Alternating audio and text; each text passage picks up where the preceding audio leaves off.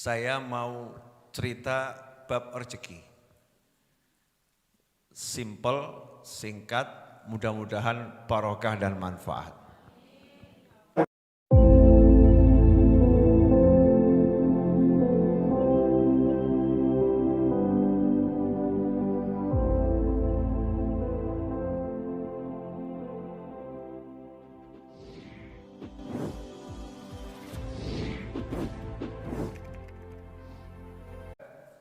Saya mau cerita bab rezeki. Simple, singkat, mudah-mudahan barokah dan manfaat. Bab apa? Rezeki. Rezeki itu misteri. Rezeki itu misteri. Rezeki itu enggak ada yang tahu. Rezeki itu mutlak urusan Allah. Rezeki itu sudah dibagi dan rezeki itu sudah ditentukan oleh Ilahi Rabbi. Itu hakikat yang tidak bisa dipungkiri oleh siapapun. Jadi rezeki saya, rezeki ibu-ibu satu dengan yang lain sudah ada bagiannya. Udah ada jatahnya. Yang rezeki saya enggak mungkin diambil orang lain, yang rezeki orang lain enggak mungkin saya ambil. Itu pakemnya, itu aturannya, itu hakikatnya. Cuman kita enggak boleh kemudian duduk-duduk dan berkata, ya kalau rezeki saya enggak akan kemana-mana. Terus jadi pengangguran, nah ini enggak boleh. Itu namanya al-malesu wal kesetu. Males, ya, sesuatu yang tidak terpuji. Nah, kenapa kita harus tahu rezeki kita masing-masing itu? Saya punya cerita ini. Jadi saya itu dikasih seseorang roti, jumlahnya banyak. Dibuat dengan penuh khusyuk roti ini karena memang jualannya roti. Saya dikasih banyak. Saya senang, saya pengen makan. Saya senang, saya pengen makan. Di jalan saya ketemu satu orang, juali saya minum.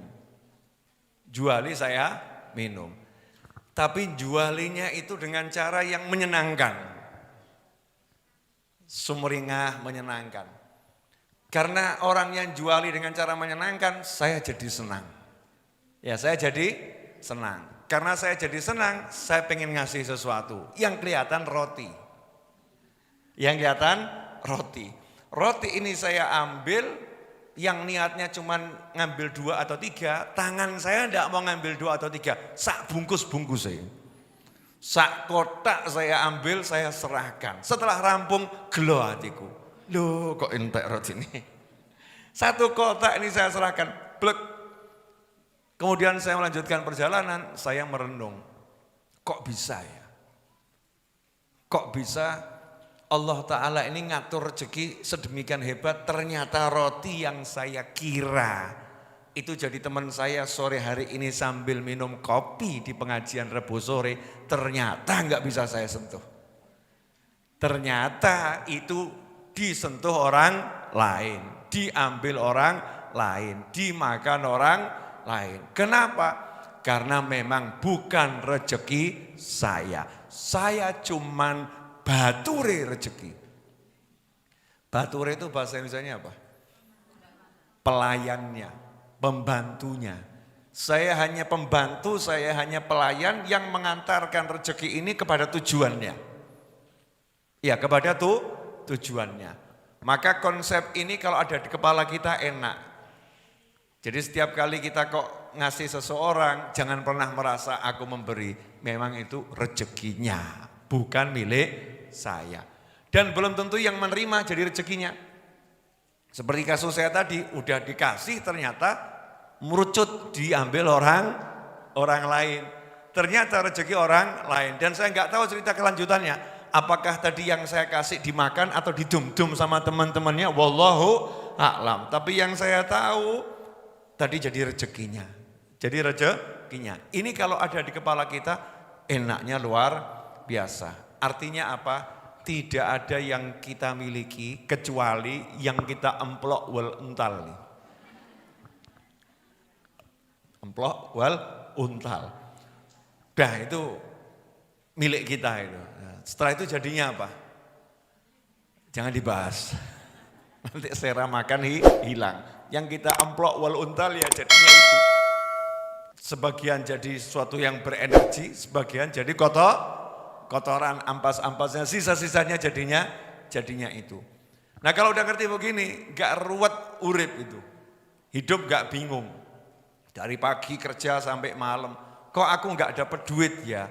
Namanya belum dapat rezeki. Pahala sudah, rezekinya yang sifatnya materi belum dapat. Jadinya hidupnya tenang. Dan kalau lihat orang lain kok dapatnya banyak, gak akan iri, gak akan dengki. Kenapa? Karena ngerti yang bagi Allah. Nah kalau Allah mau ngasih dia segitu, saya kok gak suka, berarti saya gak suka sama Allah. Gak suka sama pembagiannya Allah, berarti gak suka sama Allah. Yang kedua, semalam saya ngisi pengajian di Banjarbaru, itu di daerah Kalimantan Selatan. Ya tempatnya Ibu Nur Rohmah tuh. Calon besannya kakak saya tuh. Itu yang pakai baju serba pink itu, nah itu calon besannya kakak saya. Ibu Nur Rohmah itu. Di daerah sana ya, di Banjarbaru. Nah saya ceramah di sana, itu ada tulisan di majelis. Bukan masalah apa yang kamu dapat hari ini, tapi yang jadi masalah apa yang sudah kamu berikan hari ini. Keren banget tuh kalimat. Jadi yang penting tuh bukan hari ini aku dapat apa, tapi yang penting adalah hari ini apa yang sudah kamu berikan. Kalimat ini sederhana, tapi kalimat ini luar biasa. Karena sebetulnya yang kita dapat, betul-betul dapat itu, yang kita berikan ke orang lain, itu yang kita dapat. Kalau yang kita simpen, kita dapat kemudian kita simpen, berarti itu bukan milik kita. Betul enggak? Satu, mungkin milik maling. Betul? Mungkin milik maling, disimpan-simpan ternyata diambil maling. Betul? Yang kedua, mungkin milik tamu. Ya, yang ketiga, nah ini yang rodok enak tapi enggak enak. Nah kalau malaikat Israel alaihissalam kok mampir, terus lihat jenengan kok cocok, diangkut. Berarti yang disimpan jadi milik siapa? Milik ahli waris. Lah milik kita yang mana? Yang kita kirim ke akhirat. Yang kita kirim ke akhirat. Bisa sifatnya sodako, sifatnya hadiah, baik itu untuk ngasih orang, ya ngasih makan orang, ngasih makan keluarga, pokoknya kita bagi-bagi itu ya. Pada pasangan hidup, pada anak keturunan, pada kerabat, pada kawan, pada sahabat. Itu sebetulnya kita lagi dapat justru. Oh tabunganku tambah. Ya, tabunganku tambah, saldo akhiratku tambah. Justru itu kita lagi dapat. Makanya orang kalau memberi, pada hakikatnya dia lagi menerima. Saat memberi berarti lagi menerima. Jadi kalau jarang memberi berarti jarang menerima. Saya tipe manusia yang latihan, gak suka nyimpen. Ya, enggak suka nyimpen. Yang ada, latihannya begitu. Ya belum lulus, tapi latihan. Yang ada, bagi. Yang ada, bagi. Cita-cita saya nanti kalau saya mati, nanti jangan sekarang. Janjinya kan jenengan mau berangkat duluan. Gitu. Setelah panjang umur, sehat awafil ota'atillah kan semua meninggal ya. Tapi perjanjiannya kan jenengan survei lokasi dulu, berangkat duluan, baru nanti panggil-panggil saya, Beb lokasinya bagus gitu kan ya. Ya nanti kalau cocok ya saya nyusul. Ya. Insya Allah panjang umur semua, amin. Cita-cita saya itu nanti kalau is dead, sedo, tewas, gugur, wafat, mati, apapun namanya itu. Saya nggak pengen punya apa-apa di tubuh saya kecuali pakaian yang saya pakai. Pengennya itu. Jadi tidak ada judulnya milik saya. Biar apa? Ke akhiratnya enteng. Wis gak ada apa-apa nih. Tidak pakai bawa macam-macam karena semua pengen sudah tak dum gitu ya. Jadi bagi. Itu hidup enak kalau bisa begitu. Nah selama kita tuh masih merasa milikku, siap-siap rekoso uripmu. Ini quote of the day ya. Saat kita merasa ada sesuatu yang itu milik kita, siap-siap kamu akan tersiksa dengannya. Siap-siap akan tersiksa dengannya. Maka jangan pernah merasa memiliki sesuatu. Karena itu bukan milik kita, tapi milik Allah Subhanahu wa ta'ala. Kita ini punya hak, cuman hak sewa, hak guna bangunan, hak pakai. Bukan hak milik, hak pakai. Maka pakai itu untuk hal-hal yang baik. Ibu-ibu yang dimuliakan Allah, saya minta doanya insya Allah Jumat malam Sabtu, ponakan saya yang di pojok sana, Kak Viga itu, ya insya Allah akan melangsungkan pernikahan dengan Ananda Muhammad Hibbi, ya binti Syihab Fayumi dari daerah Martapura, Kalimantan Selatan sana. Insya Allah Jumat malam Sabtu. Jenengan kalau Jumat malam Sabtu rawuh saya senang. Karena saya enggak bagi undangan. Akad nikahnya di pengajian Jumat malam Sabtu besok. Silahkan datang. Doakan ya, biar jadi pasangan yang menyenangkan dunia akhirat. Ya, pasangan yang membahagiakan dunia akhirat. Dan pasangan yang sadar kalau pasangannya bukan miliknya. Kadang-kadang itu wedok ki ya. Rumangsa lanang ki wekku. Masyaallah dilirik wedok liyane langsung girap-girapan gitu ya. Miliknya Allah, suami itu miliknya Allah, istri miliknya Allah. Nanti kalau hidup konsepnya begitu akan nikmatnya luar biasa. Mudah-mudahan, mana kok hilang? Oh ya itu, ya pojok itu. Takut dilihat sama omnya gitu kan. Mudah-mudahan jadi pasangan yang betul-betul nanti punya anak keturunan miliaran. Amin, akeh gitu ya. Anak turunnya akeh gitu. Yang banyak yang bisa membahagiakan orang banyak. Amin, Allahumma amin. Beb nanti kalau Jumat malam Sabtu yang datang banyak, sugane kurang, ya wis alhamdulillah. Belajar sabar berarti tamunya. Insya Allah. Pokoknya hadir majelis seperti biasa Jumat malam Sabtu ada akad nikah. Dan doakan juga semoga ada yang jadi masuk Islam malam hari itu. Insya Allah ya, saya lagi nunggu seseorang yang siapa tahu malam itu dikasih hidayah masuk Islam. Amin. Terakhir, karena saya ada janji sama Habib Syekh bin Abdul Qadir As-Segaf. Ya saya kangen sama Habib Syekh, ya jadi enggak lama-lama.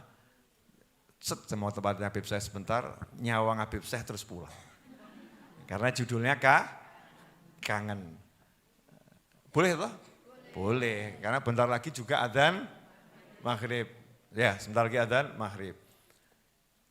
Waduh kok repot gini ya, susah meninggalkanmu.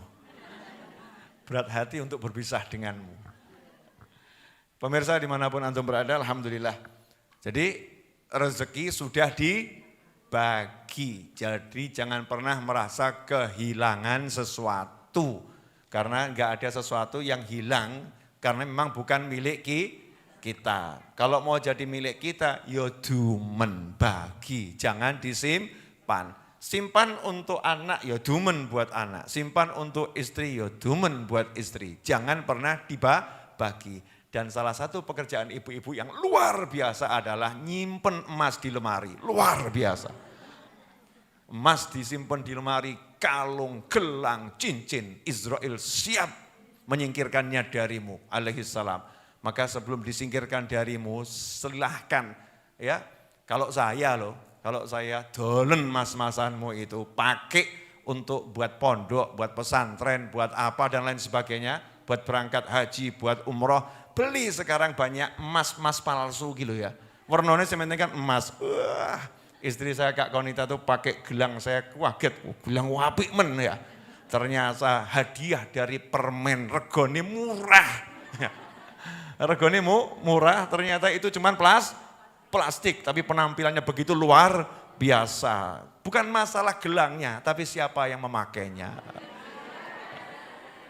Betul kan ya? Dan bukan masalah siapa yang memakainya, tapi siapa yang melihatnya. Nah, gitu. Kalau yang melihat mata yang nggak suka, palsu kan begitu. Tapi mata yang suka, Masya Allah, bagus banget. Palsu nggak kelihatan. Plastik, enggak kelihatannya asli. Jadi enak, modal murah meriah. Mesti setan bisi, ini buat simpenan. Nanti kalau. Orang yang berpikir nanti kalau terjadi yang nggak baik, berarti dia lagi berdoa yang nggak baik untuk dirinya sendiri. Naudzubillah min dzalik.